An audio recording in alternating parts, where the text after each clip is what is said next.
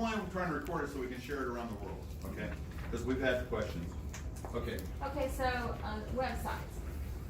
Houston Cat Club still has a website, but our main focus for changes and updates is on our Facebook page. But the website is very important, I believe, because we have club history, we have information on how to join, we have information on other links, like links to CFA. In other words, things that are gonna remain relatively static. And if somebody wants information and just, general stuff, they can go to the website. The Facebook page has grown since we first created it several years ago. And Mike has been great about keeping activity going on it with shows all around the area. So Houston Facebook page is becoming the central, kind of the center for, yeah, it used to be if you didn't have Yeah. a website, your club was not gonna survive well. Yeah. And many corporations, especially smaller companies, I mean, we still have websites and there's lots of different levels of, we'll talk about website advertising, but more and more companies, especially smaller businesses, and we should be acting like a small business, are having to depend on Facebook as their anchor, because it doesn't cost you anything, okay? It just costs you some time to keep it fresh and keep people involved. And people are always making great videos, like Leah and Dwight's in videos, and Mike posts them up on the Houston Cat Club Facebook page. And it generates a lot of activity and interest in the cat fancy, because people are used to going to. Well, I put them on the CFA page and I put them all over the US. Yeah, you really. put a lot, but you're using the Houston Cat Club as well for Yeah, I am. our local audience. And, You're it. that's about, I had another thought, but I lost it, how that goes.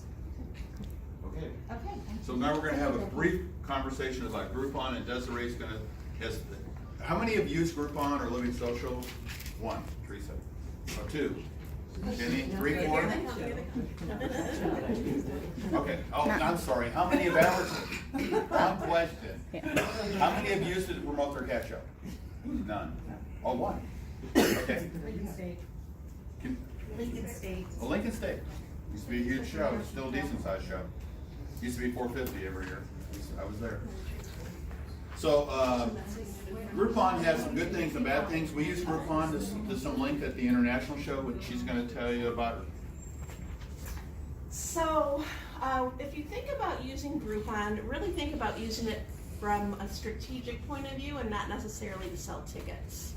I know that sounds a little off, but if you work with Groupon, what they're gonna do is, firstly, they're gonna ask you to give a significant discount. Probably they're gonna want you to give a 50% discount off on the tickets. And then from that 50% that you get, you're only getting half of that.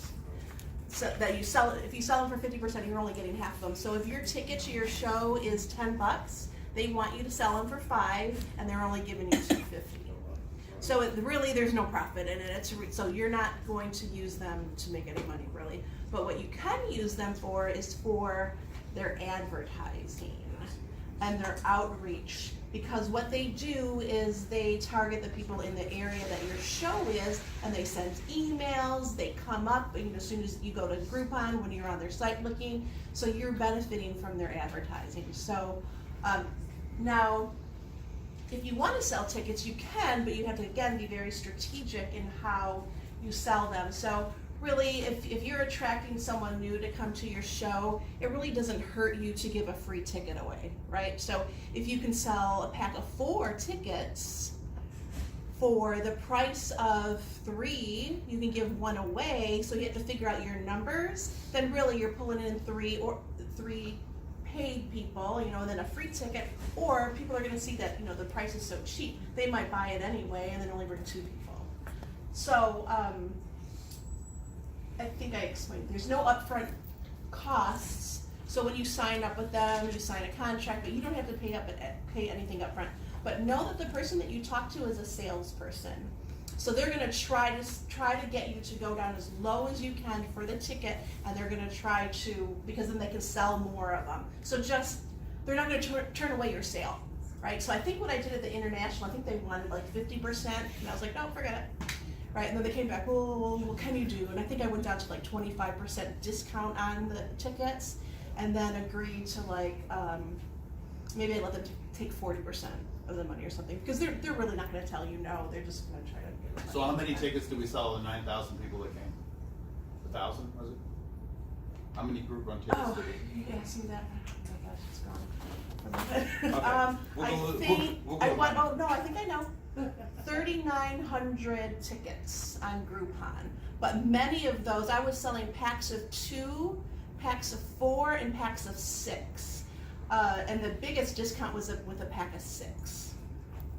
But yeah, I think it was 3,900 tickets, so really it wasn't a whole lot of revenue, it was really like, you know, probably a quarter of that was, or maybe 2 or 3/4 what we sold, but. You did talk about cutting it off and then cutting it over again. Okay. So like I said, you're going to want to cut it off early, so put your show on there early, get it moving, and then stop advertising with Groupon. Gosh, I hope there's no one from Groupon in this audience.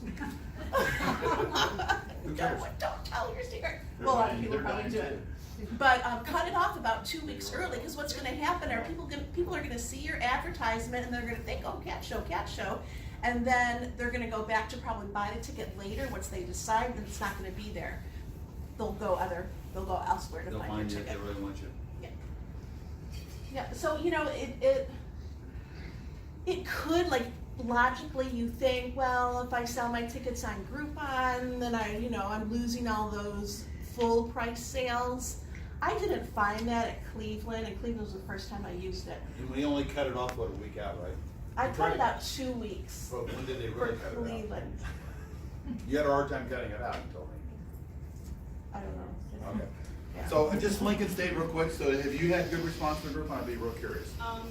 Carrie Palmer's the one who. Oh, Carrie, okay. set it I'll up, talk to Carrie so, about it. yeah, He's in Persian Breed Council, I left him already a little bit ago. Carrie and Marcy would be the ones. You went over to that? No, it's you. Okay, so we're gonna cover some digital media. We're gonna cover Twitter, Dropbox, no. We're gonna cover social media. We're gonna cover, very briefly, we're gonna talk about SEM, which is pay-per-click advertising. Pay-per-click or per-click, it's actually per-click, I think. And we're gonna talk about Microsoft Network. And the only reason I wanna really bring it up to you guys is when you start using Facebook much, these guys are gonna hit you. They're gonna be trying to sell you Google advertising. You're gonna think it's gonna be sexy and all that stuff. And I have 2 different Google certifications, and I'm telling you, it's expensive advertising. It's very high. We'll talk about Old Media's digital products. We'll talk about Eventbrite, Eventsy, Eventful. There's all these different ones. These are mostly free. They try to sell you advertising, but you can mostly get them. So this is kind of like Sweat. If you can go out there and get Craigslist and all these things for free. I haven't had hardly anybody ever tell me they saw me there though. I'm just telling you. But and then we're talking about coupons. So in social media, the main pieces we have today, which will be different tomorrow. And we know it's going to change. We're in a very highly changing environment. Facebook, Instagram, Snapchat, this is IG, this is Snap, Twitter, and Pinterest. So when you're creating your Facebook events, please add us as a co-host. Because when you do that, what happens is your event will also Who's show. us? I'm Right. sorry, CFA, the CFA, the main CFA Facebook page. I make a lot of assumptions. So make sure you add us as a co-host, because then you'll show up. If you notice, when you go to a page, a Facebook page, there's usually on the left column something that says events. So that you'll end up showing up down there, and then we can also share it when it gets close to the show, so then it goes on the feed. So the CFA Facebook page, thanks to her hard work, has about 50,000 followers. Okay, so that's a pretty good audience. So you're getting your event. Anybody that comes to CFA and they want to see what's coming up, they're going to see it there. All the shows that our team pretty much does, we do automatically do that as part of the piece that we do, and we don't charge anything, by the way. I mean, we try to do everything we can to get every single person through the door. Then on Instagram, if you don't have a huge following on Instagram, or if you don't have an Instagram, make sure that you create an account. But what you do with Instagram when you want to advertise your show is create a nice visual, even a little video. I think photos actually do better than videos, because a lot of people won't like or pay too much attention to anything but the video. But then use some tags. You want to tag the city that you're in. So if you're in Chicago, you want to tag Chicago or the suburbs. But you also want to tag something, you'll have to do research to see what's more popular in your area, but a lot of the crazy cat people, they have like, because I do, hashtag, they'll post to like hashtag cats of Chicago, or Chicago cats, or cat lovers Chicago. So make sure you do some research in Instagram on what tags seem to work good in that area, because then you're gonna target those people as well. And do it on a regular basis. Just don't post something on Instagram. Who's using information IG about- right now personally? I just want to say a show of hands. 3, okay, 4, 5, okay. And how many have used Instagram for promoting a show? None, okay. Well, know with Instagram too, if you can't put hot links to anywhere unless you're a paid ad. So your image has to say specifically where the show is, what the time is, and what the dates And they are. control what percentage of text can be on that slide also. Unless it's a paid ad. The Right, paid but ad if they it's free. will, but you don't wanna really do a paid ad. Instagram is really expensive to advertise. It's gonna cost you like $1.25 a click, so you don't want to do that. Snapchat, you know, I started a CFA Snapchat account, but I just haven't gotten into the groove with it. From what I understand, you have to have a huge following. I think it'll be really good to start pulling millennials in. I've kind of tasked my daughter with it because she's 16 and she's all about This that. is teenagers. But you know, it will be good, I think, to bring in They spectators. haven't got a lot of money. Twitter, I personally don't find it very beneficial. Twitter's really good for posting like news articles and things like that, but has anyone had much success with Twitter for show marketing? Yeah. And Pinterest, the thing with that is it's really long term. So I think you could, if you have a traditional show, I think it would be valuable to do your poster every time and then put those on Pinterest, especially if you have a Pinterest for your club. But short term, it's not necessarily going to get you gate in right away, but I think long term people will start to maybe see it and build interest for the future. Thank you. So now we're going to go into probably the 2 core things that I really want to get into, and maybe you all want to get into. We're talking about Facebook, and Wendy's going to cover most of Facebook. But Facebook is where it's at right now. It's where we're making our money. It's where we're gaining traction. That's where we're getting hundreds of people in the door that have never knew there was such a thing as a cat show. But it's really easy to screw up your money really quick, and she'll tell you about that. So. Okay, so yeah, well, I got started doing these about a year and a half ago to try to drive some more spectators to our events because. Oh, I'm sorry. I got started doing this about a year and a half ago with one of my clubs because we needed to drive more spectators to our events because we weren't getting enough exhibitors. So I've done a lot of social media, so I said, whatever, I'll give it a try. It might help me out. So basically, you will need a page to host your event off of. Generally, this could be either a general cat clubs of the Capital District, cat clubs of Missouri, or you've got your Gulf Coast cat shows, but you'll need a page to host it off of. Then you can have some information on that page because that's where people are going to go to, but then we go to the events. Now when you're creating events, you have to remember who you're talking to. These people are not exhibitors. They have no idea, maybe that there are even breeds of cats. They only know domestic short hair, domestic medium hair. You can't use terms that they won't understand. So you have to invite them to see exciting cats. You have to pull in information about that's going to be attractive to them. Don't say, oh, confirmation classes of cats competing to be the best of their breed. It's going to mean nothing to them. So basically, you need to keep that in mind when you're writing the text of the event. You also need to have an interesting image or video to pull them in. One thing to remember, most of these people are looking at it on their phone, not on their web page. 95 to 98% are mobile. So another key with your events is you want to stay away from, unfortunately, we don't think breeder is a dirty word, but a lot of cat lovers do. Whether it's because of animal rights or some of the less friendly shelter rescue groups, but some words are dirty words, so breeders, maybe purebred kittens in a headline, these are not going to be words that you want to focus on. Let's see. Not usually set up. Yeah. And don't use things that they don't understand, like club names and stuff. Yeah, so your headline on your event needs to be something very simple and to the point, because you've got about 3 seconds to get their attention. So, yeah, cat show Boston, Mass. That's plenty. They don't need to know it's a CFA show, because they don't know what CFA is. It means nothing to them. They don't need to know it's an all. We're proud of it, but they don't know, they've never heard of it, so it's a blank word to them. So, as far as setting up the events, Facebook makes it a little tricky, and there's some of the settings that you can only get access to when you're creating the initial event. So this is why it's helpful to work with someone who's done it before when you're creating an event for the first or even the second time, because they do make some stuff tricky. And they change it every week or two. Yes, they change some of the key interests and employers, categories. They've changed these periodically over time. And sometimes what Mike sees is not what I see, because I've been rolled out a different version of their keywords before he has. So that's always a fun little bit. So we've got a nice little results chart here, which will probably not mean a lot, but what we're seeing here is actually talking about That's your demographics. performance between what you paid for, the promotion, and organic. Can't say this up.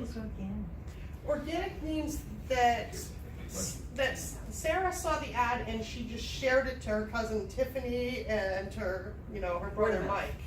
Organic is really, it's non-paid people that come to you, so it's been shared, she said word of mouth, that's another way to say it, but it's a non-paid result. So we try really hard to maximize the organic or non-paid results so we can get a lot more people in your door and we don't have to pay for it. So all this is the demographic charts, and for this particular show, we had 1,680 results, and we actually reached 34,000 out of that. And it shows you what I advertised on this show 18 to 65 plus. And you can see that these are the people, the blue is the people that actually did something when they saw it, and the light blue is the people that just saw it but didn't do anything, percentage-wise. So you can see this particular show, I can't remember what show it's, but this was the last Mesquite show. We had a more senior audience than we normally have. Normally, we bulge right here. It was Father's Day weekend also. Yeah, it was Father's Day weekend, which didn't help anything. But you can see the men are doing pretty good. We're actually having a pretty good chunk of men, so if you're in a really small market though, I would not recommend you start with men. Yeah. There are plenty of male cat lovers, but there's many more women who admit to being cat lovers. Yep. So one thing when this is regarding as far as targeting, there are keywords that will identify people who are proponents of animal rights. So you want to try everything you can to exclude those people from seeing your event. Because not only will they not come, but they will post negative things, insults, spread false rumors, and just create problems for you. And you can hide those posts, but you have to be right on top of them, and it's way better to not have to deal with it in the first place. So it's like PETA, animal rights, cat protection, those are words that we exclude. So if they ever mention that on their feed, they don't say our ad. Yeah. They say what? They won't say our ad. But what did they say? What is it? If they ever talked about PETA, they've talked about animal rights, cat protection, some of those words. So they're not seeing our ad, so the other cat lovers. God, that's cool. Okay, yeah, it took us a while to figure that out. That is a big key.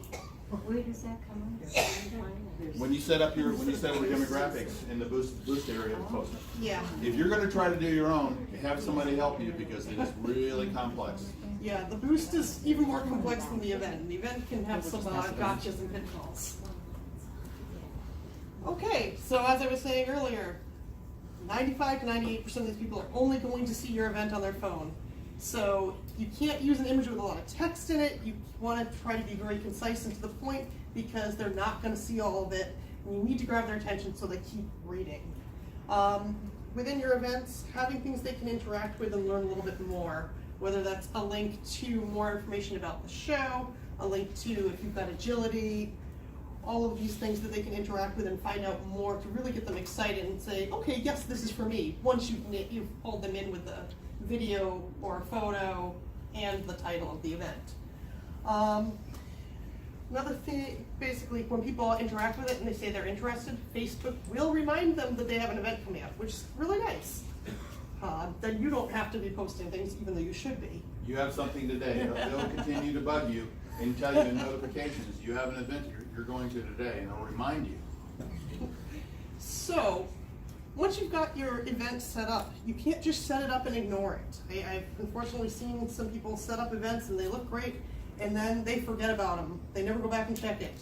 You need to go back there and keep an eye on things. Find out if you have unintentionally reached one of these very vigilant animal rights persons who's going to say that your purebred cats are the enemy and are killing shelter cats. You need to go back there and either interact with them and try to talk them down if they seem like a reasonable person, or hide the post. You don't want them to be there. That is just going to generate negative attention for your event. Beyond that, you'll have people who want to ask questions. You think you've covered the information, and it is right in the second line what the show hours are. They missed it. They ask about parking, even though it says parking's free. You need to interact with them. Pricing. And, yep, prices get asked about all the time. We put it 2 or 3 places on the event, and they still don't They see it. still miss it. And when they ask a question, it means something when you respond quickly. You know, Facebook will rate you on your response quickly, but more importantly, those people actually feel like you're paying attention, that they're important when you actually respond quickly. Another thing we're finding is that a lot of people will interact with the event with posting a picture of their cat. Oh, it's my cat's so cute, he beat everyone. Or, oh, look at my Siamese mix. And interacting with these people, sure, they might not have a purebred, but don't just shoot them down. This is a horrible thing I've seen a couple times. Oh, my cat looks like a Maine Coon mix. And someone, I've seen an exhibitor come on and say, your cat's just a mixed breed. No, you want to encourage these people. You want to be caring and encouraging to them. We want these people to identify with our breeds. You never see someone refer to their dog as a medium-sized domestic shorthair. It's always a Rottweiler mix, a Golden mix, a Labradoodle. We want people identifying the same way with our cats. So this is another way you can encourage that. When people post things like, oh, I'm so excited to go, like their post as the page. Because then they feel important, they feel like they matter and that you're interested in them. Beyond that, also these people who interact with your posts and your event, you want to invite them to like your page. Because then you start getting them organically for future events, and they start seeing all your posts, and if you post results, and you just keep them involved and interacting, you can get them to like your page. So another thing we like to do with events once they're up is add posts into the discussion featuring various things like agility or featuring breeds. This is a way we can educate the people who are interested in our event about the fact that there are these different breeds, or there are these different events that they might want to come watch. Keep them interested and give them a real reason to want to keep coming. Also, the person who was interested in your event on Monday might get distracted by Thursday. Oh, look, this post about agility comes up, and they go, oh, that's this weekend. I really should go. So, videos can be a good way to interact, either as your main visual for your event or your boost, or say agility videos or videos of what a cat show looks like in these posts or as part of your event. People like stuff that moves. So I started doing the videos as the cover photo about a year ago, and they became a life of their own. And I do the videos still, and they're not, anything special for some of my partners, and they're a lot of fun. And we usually average about 10,000 to 20,000 views and lots of shares on them. So we tag it hard with what the event is. Oops. We play it, make it play? You got a play there? It's not gonna- We didn't try your latest version. We didn't. Hang on, I've got the other version. Oh, I know it plays. Is this version 7.1? Version 7.1. There it is. I know,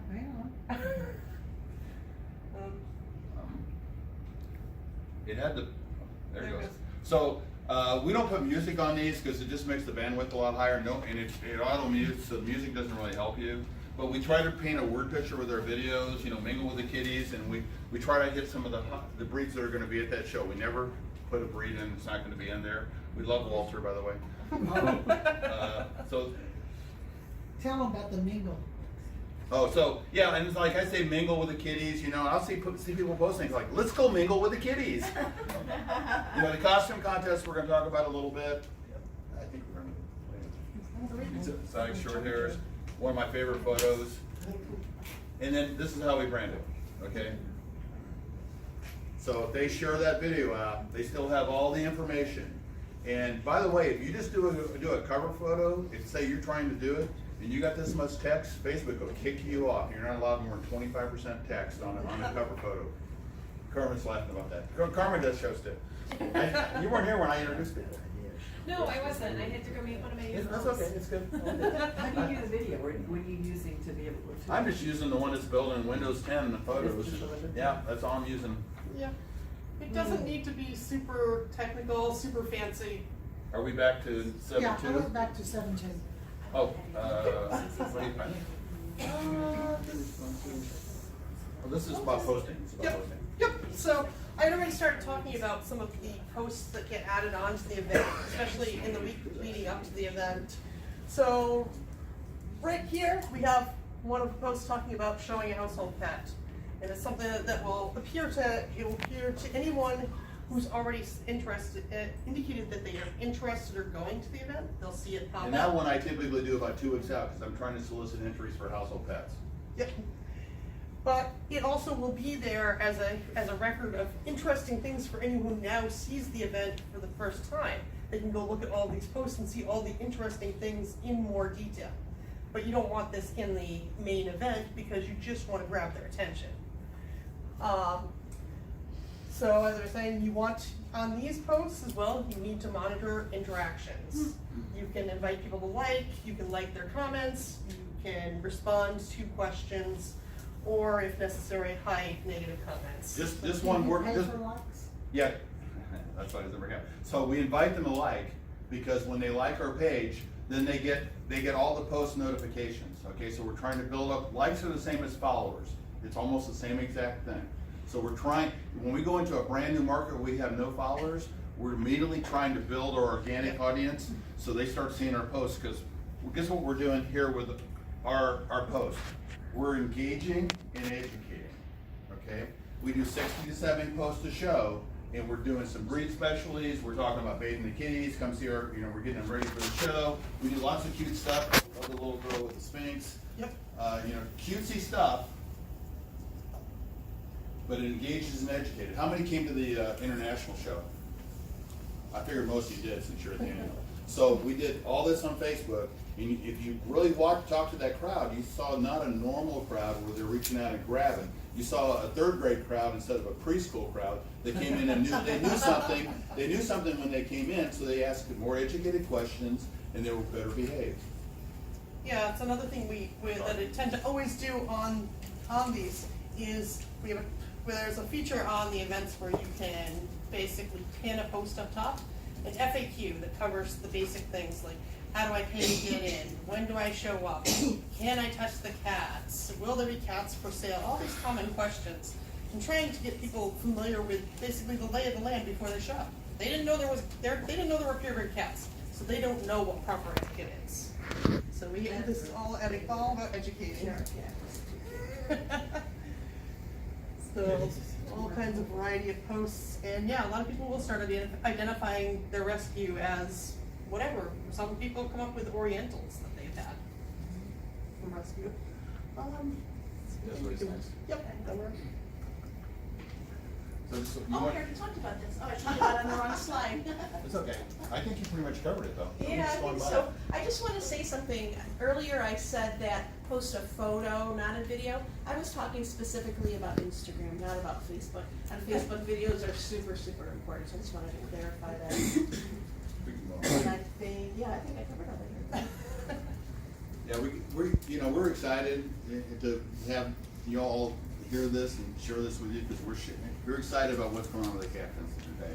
So I talked about some of the free events, so we won't even go on to Cat's List or Craig's List or whatever you wanna call them. And I use a lot of cartoons to break up my breed post. People like the fun stuff too. Okay, coupons. Some of the shows, Garden State does, Food and Water Bowl does, and then even Fremont, Nebraska did, are doing coupons. And, couponing can be effective. I haven't found it particularly effective on Facebook. You mentioned Facebook and you get an extra $1. You have found it effective. In Knoxville. Okay. I'm not doing it as much as I used to do it, and I haven't done it at all in the last year. However, there's nothing wrong with couponing, okay? If it's done right, with Becky's boots on the ground, she's not doing couponing, but it's not a bad idea. It's not near as strong as it used to be, I can say that. Yes, ma'am? The Great Lakes region has a generic. Oh, yeah, I've coupon seen that. that's accepted at any show in Great Lakes. Right, I love that. I love that. Are we still doing the free coupon per show or something in CFA? Did that ever happen? No, we stopped. Never happened, okay. Okay, so I'm not gonna spend much time boring you with Google AdWords and SEO and SEM. Just realize that this is banner advertising, it's a Microsoft network, and it's a stealthy thing. So if you search for a Best Western in Verona, all of a sudden you start seeing Best Western ads or Verona ads or something. So, and that, by the way, that stalking lasts 2 weeks. So it knows what it's in your cookies. So it's kind of a stalker. They're stalker ads. I call them stalker ads. I've sold all this advertising. I know this. I know SEM. I know SEO, which is search engine optimization. I know that stuff backwards and forwards. If you want to talk to me about that later, you're welcome to. But I haven't found that to be effective in our world at this point. So I just wanted to prepare you for that. So.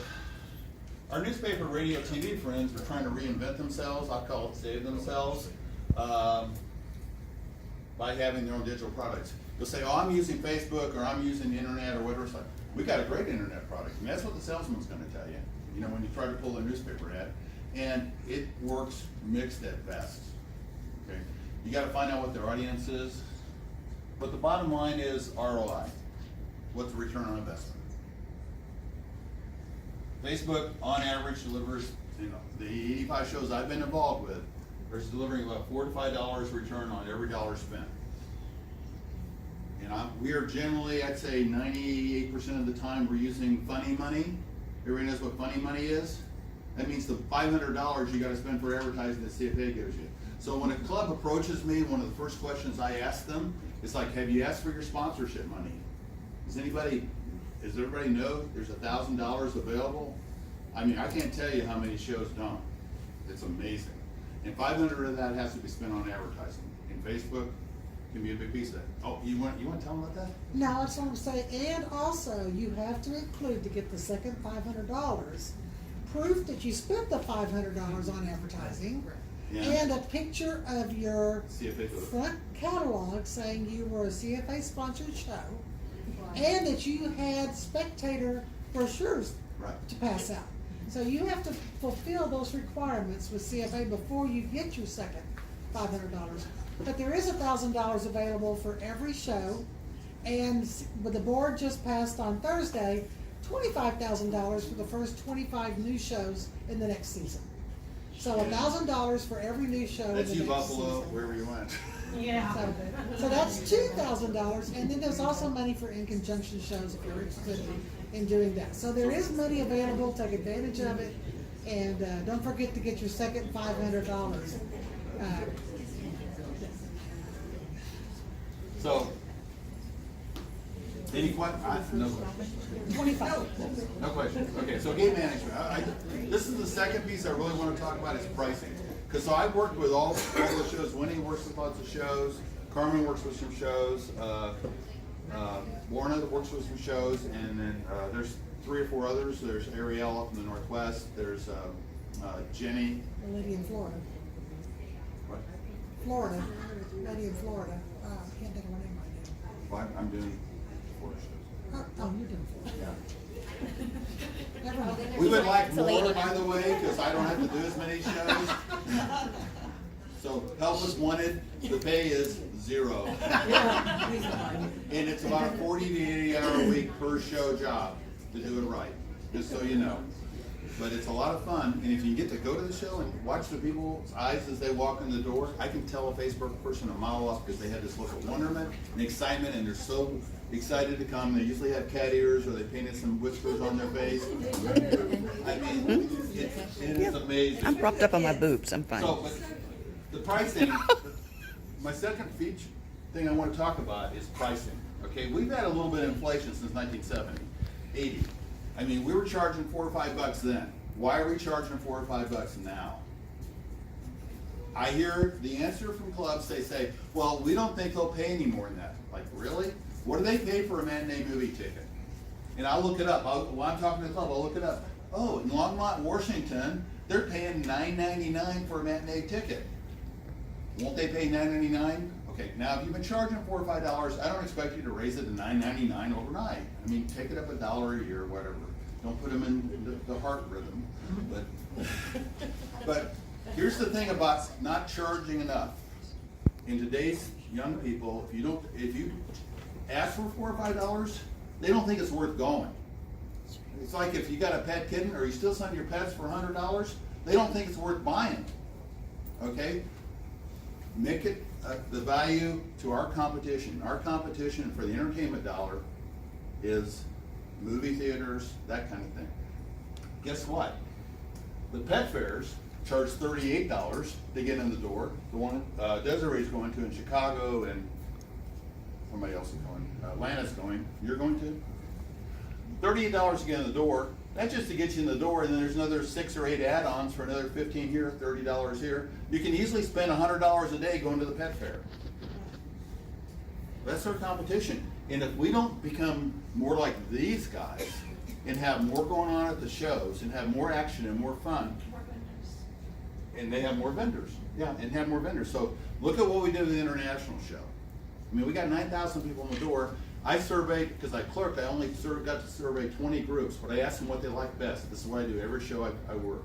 What did you like best about our show? They normally say the Maine Coons, or they might say agility, whatever. The international show, they said 17, unprompted, 17 to 20 said everything. Because we had so much going on. And we need to make our shows everything. We need to make it, Mark says a 3-ring circus, right? So he says he wants to make it. The biggest show in town, right. So here, so I mean, here's some movie prices.